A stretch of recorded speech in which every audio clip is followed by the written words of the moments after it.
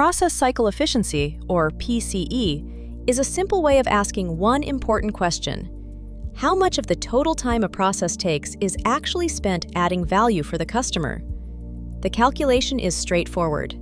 Take the value added time, divide it by the total lead time, and multiply by 100. For example, imagine a customer order takes 10 days from start to finish.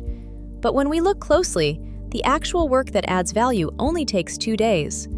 The other 8 days are spent waiting, moving information around, or sitting in queues. So the process cycle efficiency is 2 divided by 10 multiplied by 100, giving us 20%. That means only 20% of the total time is actually adding value. Now, imagine we improve the process and remove unnecessary waiting, reducing the total lead time from 10 days to 5 days, while the value-added work remains 2 days.